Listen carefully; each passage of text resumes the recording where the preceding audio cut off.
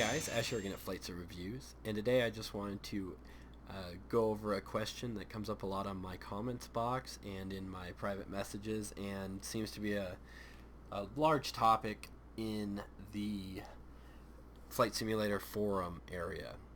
The topic is, what do I need to run FSX, or what should I upgrade in my computer to run it well? This is a broad question. Of course, your needs will be different from others depending on what add-ons you want to run. If you just want to play stock FSX, Core 2 Duo with a decent clock speed, older, a couple years old RAM and a 5400 RPM hard drive will crush it, guys. No problem. If you want to start running add-on aircraft and you want to run add-on scenery and add-on weather, etc., traffic, really in FSX the power required goes up exponentially. So it's just all in what you want to run, guys. If you want the full experience, that's what I'm really going to be talking about here today. This is my experience with FSX. Of course, yours may differ. Of course, like anyone else, I can only go with my experience. I've ran FSX on quite a few rigs through the years, so I do have quite a bit of experience with the title, but I don't know everything, of course. So your experience, of course, may be different. So first, one of the questions I get here at Flight Sim Reviews is, what do you have? What do you run? I run an Intel 2600K at 4.5 gigahertz with an H50 cooling system, an Asus P67 motherboard, two 580 GTX Lightnings, they're MSIs, 8 gigabytes of DDR3 1600 RAM, which is Corsair Vengeance, one SSD, which is a Corsair Performance Pro, two Velociraptors at 300 gigabytes, they're 10,000 RPM hard drives, and they're in a RAID 0 configuration. RAID 0, of course, random array of independent disks, and 0 denotes that essentially half the data that's on them is on each drive. So the drives have half the data to run each, the program. So basically they feed it into the motherboard at the same time, which in theory doubles your throughput. But if you do a lot of little files, it can really slow down your system because it raises seek times quite a bit, and that is just the nature of the beast. But it does also give you quite a bit more throughput, and you can give you close to double. So if speed is your thing, look at RAID 0. For FSX, total overkill. I have a Samsung F3 7200 RPM and a Western Digital Blue. So that's my rig. That is what I record on. That's what I'm recording on right now here at 3 a.m. Colorado time. Anyways, that's where I'm based, is in Colorado. So that being said, what do you need? What's the best budget conscious recommendations I could give you today? That's really what I want to look at that will run this program. We are dealing with quite an old program here. So I want to give you some budget conscious options. Of course, you could go run out there and buy an Intel 3960X and 32 gigs of RAM, an SR2 board, but let's not be ridiculous. I mean, if you're throwing around that kind of money, it really doesn't matter. You're going to have a rig that really runs FSX just fine. If you want to build something on a budget, or say, hey, I want to spend maybe $1,000, $1,200, maybe less, maybe more, I'll get you pretty close here today. So, and of course, just so you guys know, you can always PM me or ask me in the comments any questions, or if you have an older system, you can of course ask me which way I'd go with an upgrade. But of course, my opinion is my opinion. So let me start off by saying a lot can be gained in FSX by having a balanced system. And what I mean by that is there is a way to balance components in any PC. I've been building PCs since '93, and a little afterwards. Essentially, balanced components are everything. I see a lot of people, oh man, I gotta have this crazy fast graphics card. They drop $600 on the best of the best, and then they go, oh crap, I don't have any money for my CPU, and they buy a subpar CPU. Well, they just lost a bunch of performance because the CPU, if it's not strong enough, can't power their flashy new GPU. So there's a lot to be said about balance. I'm going to try my best to give you a balanced system for FSX. Really, FSX, unlike most other gaming, is CPU bound. And it's not only CPU bound, it's clock speed bound. FSX likes clock speed. If you're not comfortable with overclocking, don't. That's what I'm going to say. Don't PM me and say, oh, you said overclock, and I didn't. I burnt my computer up. I'm sorry. If you want to overclock, lots of forums out there to ask questions and get help with. If you don't want to overclock, you're going to want to be looking for the chip that has the highest turbo speed to get you the best clock for FSX. At this point, it's probably the Sandy Bridge series, which will throttle up to around 3.8 gigahertz when it needs it. That being said, if you are willing to overclock, you can reap quite a bit of reward if you have an older system. If you're not willing to, of course you can buy a new chip. What I want to point out is, first, I'm not biased AMD Intel. I own both systems. Unfortunately, Intel has ran away from AMD, and that's just the way it is. I used to be a huge Intel fan, or excuse me, I used to be a huge AMD fan. It's 3 in the morning, please forgive me. I used to be a huge AMD fan, guys. The FX series, all that, it was great. And Intel in the last couple of years has just absolutely ran away. AMD has just really not been able to keep up. Even in the budget sector, guys, AMD can't compete. Intel's just so fast. Even Intel's budget processors, you're wasting money to buy the AMD ones because the Intels are faster for cheaper. It's just crazy.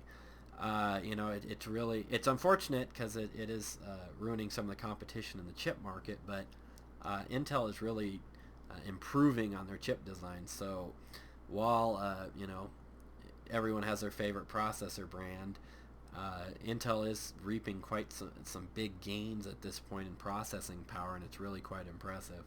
One thing I want to point out with CPUs, and in choosing a CPU, clock speed isn't everything, and i.e. IPC is is a lot of what gives the processor its performance. And IPC is something, it basically means instruction per clock cycle. Essentially, if you have a 3 gigahertz chips, it's cycling 3,000 times per second, and IPC is going to tell you how many instructions it can handle per its clock cycle. So, of course, if you can get more data into that chip when it's cycling, you can get more done with the CPU. I'm going to try and stay away from the technical jargon. So, case in point, clock a current 3960X, cut it down to 1 core, run it against a Pentium 4 at the same clock. It'll just wipe the floor with the Pentium 4. And so, you can say, well, but they were at the same clock speed. Well, now you see how important clock speed is. It's not everything, guys.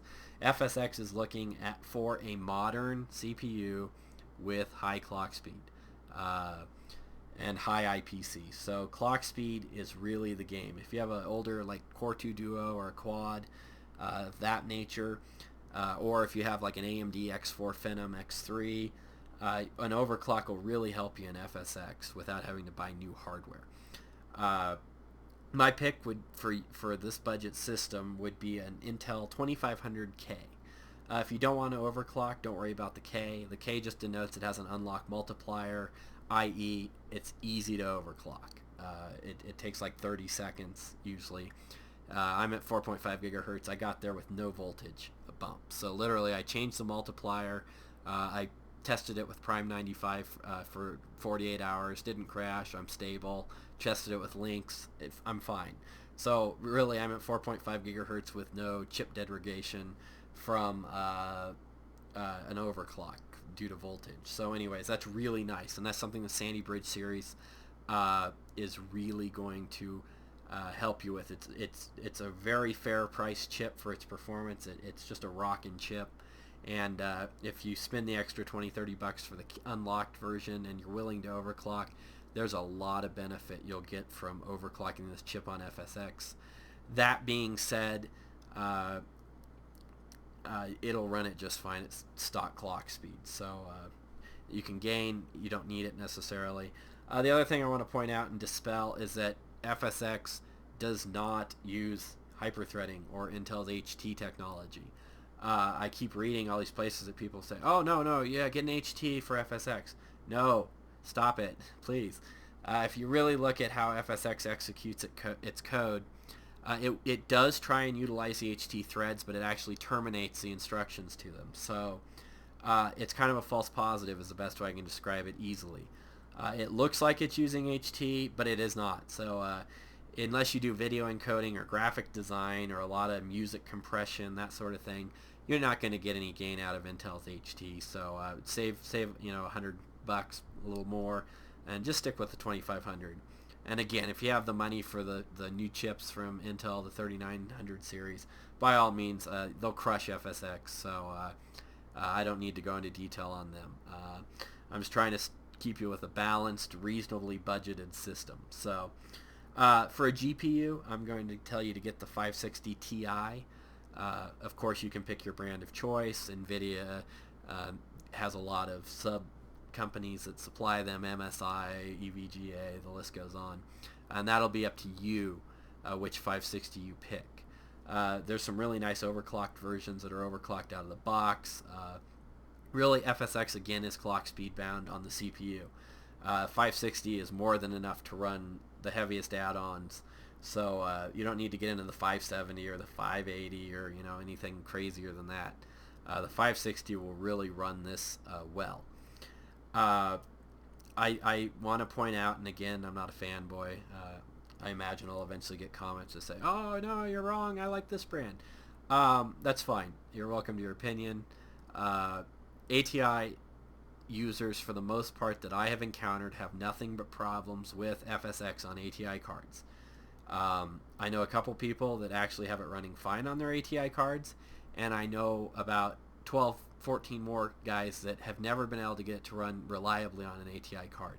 ATI drivers are just not good for FSX.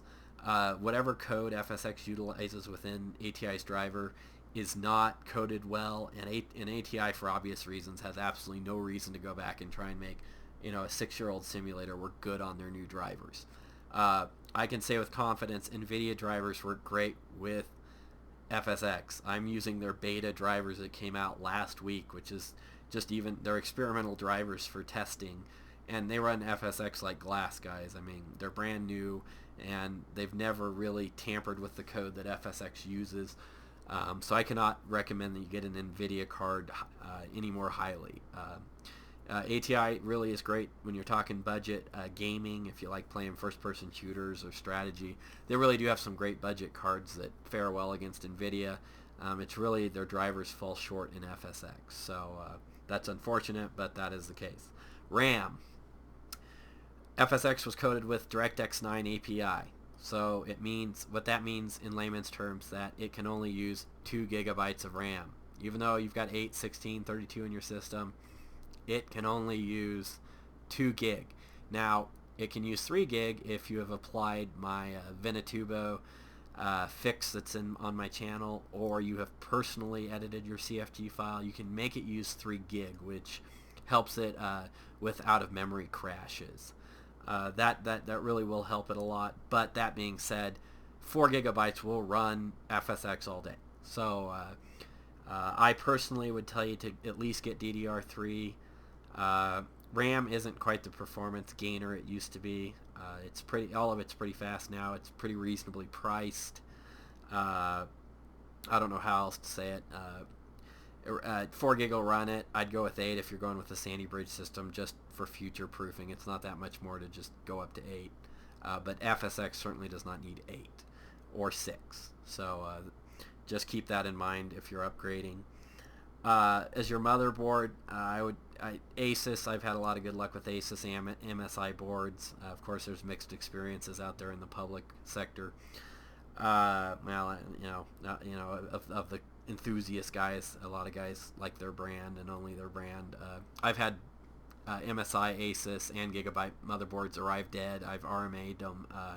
I've had a lot of trouble and a lot of success with all those brands. So whatever brand you like, you'll gravitate towards.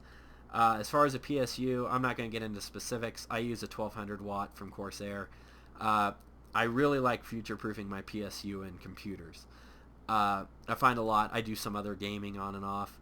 That it's really a pain in the butt when you upgrade your rig or you want a new video card and you go, oh crap, this video card needs a lot more power, and now I have a $400 paperweight because my old PSU can't drive 2 graphics cards. It's always nice to actually go over what you need in power. Really, you can get 80-90% efficient PSUs now. And it's just a great way to future-proof, guys. If there's one thing I'd future-proof in your rig, it's the PSU. The rest of it will go obsolete. Your power supply unit is one thing that you'll usually keep using. I use Corsair because mine actually comes with a 7-year life warranty. So it's 7 years. That's a lot. I mean, I can't see me using it that long. So that's great service. A lot of other companies have 3-5. So as long as you keep it, it should be warranted. And a lot of these companies have calculators on their websites to see what PSU you need.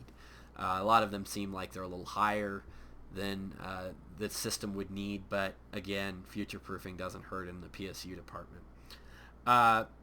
Essentially, just to recap, I would recommend the 2500K CPU. Non-K, if you just know you're not going to overclock, then save yourself $30 and buy yourself an add-on aircraft. GPU 560 Ti. I lean towards the factory overclocked ones. There's some really nice, the Hawk from MSI and some other ones. They're really nice. RAM 48 gig, DDR3 6 gig, anything in between. Just current RAM. FSX will be just fine, guys. PSU would be, of course, your choice. And hard drive. I'm just going to tell you now, any 7200 RPM hard drive is going to crush FSX. My top load times with heavy-duty add-ons and scenery might be 12 seconds at tops on a 7200 RPM hard drive. So there's this myth that has been floating around for years among the enthusiast crowd that, oh man, if you get Velociraptors or you get an SSD or, it's just marketing, but that you're going to get this crazy good frame rate. Not true. I'm sorry, it's just not. Yes, it can help frame rates, maybe 1 to 3%. Tests have shown, but if it's only 3%, I guarantee you'd be better off spending a couple $100 on a graphics card or a CPU, not a newer hard drive. So, really, the hard drive issue that used to plague older games has really gone away with some of the newer seeking technology and stuff these hard drives have. And of course, SSDs are now out.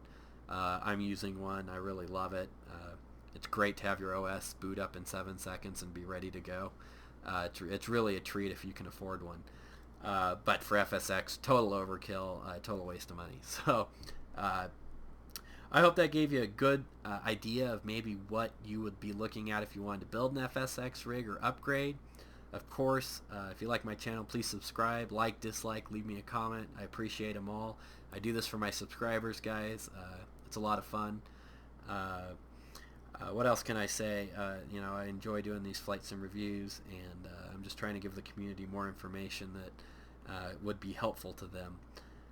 If you have any questions, feel free to PM me. If you like my channel, subscribe. If you don't subscribe, feel free to ask me any opinion on upgrading your system. One thing I would like to point out to my fellow flight sim guys, if you have a question about upgrading and you don't ask me, AvSim's a great forum, and if you just want a computer technical forum, I really recommend overclock.net. If you want to try an overclock to help your FSX performance, those guys can really help you on there. I've been on there for many years on overclock.net, and they're really a great group of guys, and they're really helpful, and they can really take a lot of the fear of taking your system to the next level out of the equation. So had a lot of good luck with their advice.